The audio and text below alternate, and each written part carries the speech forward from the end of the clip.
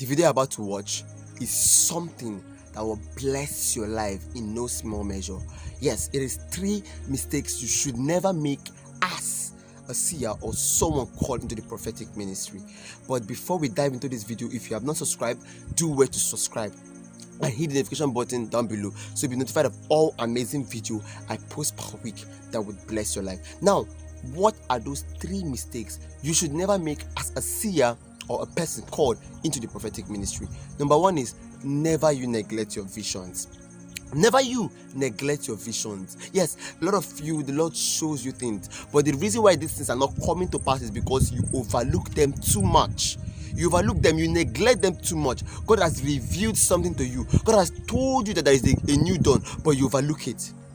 When God gives you a vision or a revelation as a prophet or as a seer, God is expecting you to take actions, either action in prayer or action physically. Now, how do you take action in prayer? You go to God in prayer. You ask questions. God, what will I do?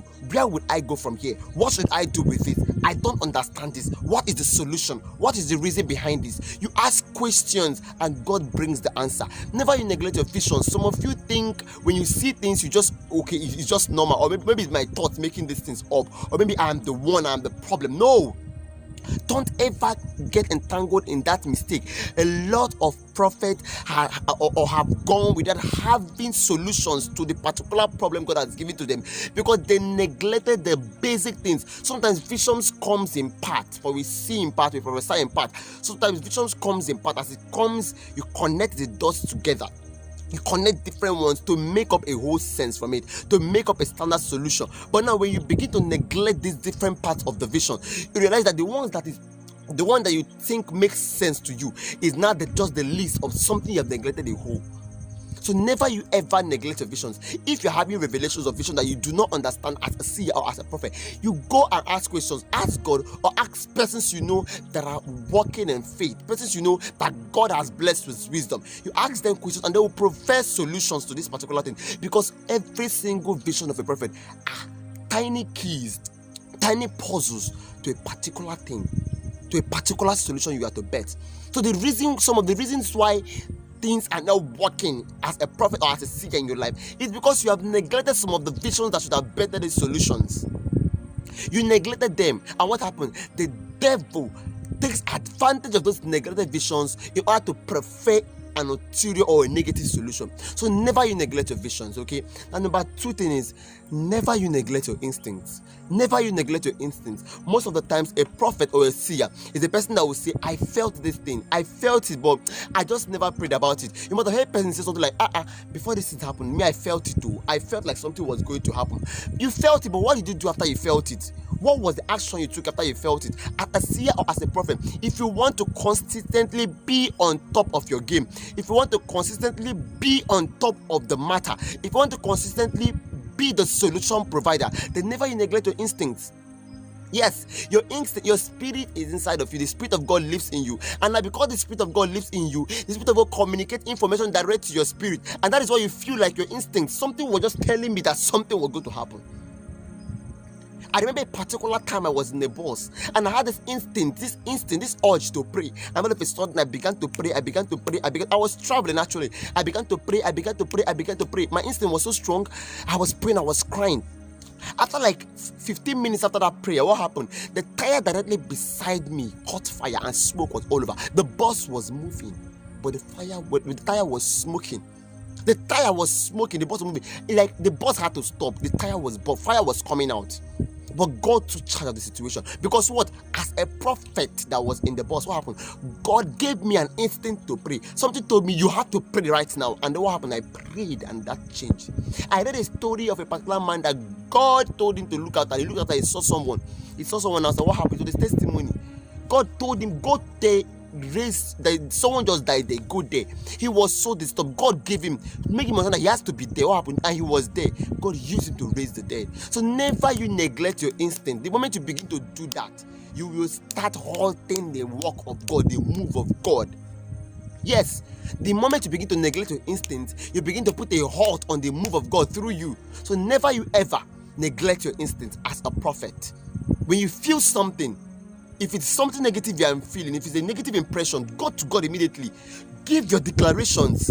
and you shall decree it, and it shall come to pass. Declare that this will not come to pass. If it's something positive you are having the instinct about, decree it into your life and your family. That is what you do. And number 3 is never you speak when God have not spoken. This one is very, very important. See, some of you do not even know how to differentiate the information that God wants you to give to the public and the one that should remain inside. There are times that some specific things God is telling you is not for the public. There's some specific classified information that God has given to you. It is not for the outside yet. As a prophet, it is not for the outside yet. Remember Moses in the Bible? When he called the Israelites rebels, what happened? That stopped him from entering the promised land. God did not tell him to call them rebels. They behaved unruly, yes, but God did not give him that information to call them rebels. It is not everything that God tells you as a prophet that should be spoken out. It is not everything you see as a seer that you are meant to say. There's some specific information that are meant to remain inside of you until they are matured enough for the world to hear them. There's specific information that should not be released yet. So never you speak when God has not spoken, because the solutions every prophet must bring is that your words must come to pass. As a prophet, when you decree it, when you say a thing, as long as it is coming from God, it should be backed by solution. It should be backed by the result. It should come to pass. So when you begin to say things when God has not spoken, you end up speaking and then to not come to pass. Yes. So sometimes when God has given you revelation, do not be in a hurry to share. Do not be in a hurry to go on social media and share this and share that. Never you make that mistake. You only end up gathering the wrong crowd. I tell you the truth. Never you make that mistake. It's not everything that you have received that you have to give out. A prophet is a person that has the ability to learn how to classify information. A prophet is the person that has what is called the purity and sanctification of the mouth. He has the control of his mouth and heart. He knows how to cover some specific informations. Yes. It is not everything he's meant to say as a prophet. There is the man in the Bible that cost him his life. It cost him his life. He actually, that particular man in the Bible, a particular king went as far as collecting the wife. He's a prophet. Went as far as collecting the wife of his brother. What happened? The man in the Bible the prophet just went there and told you that you collected the wife of your brother, and all of that, you're going to die. And that was what that wife of the brother took in her mind and got very angry and held on to that, waiting for him. The man in question did not actually see anything wrong with the correction, but the wife in question got angry, and that was what led to his death. That was the classified information, even if he was meant to convey it, not so blunt. As a person that God is using, as a prophet or as a seer, you are meant to understand the difference in the classification of information.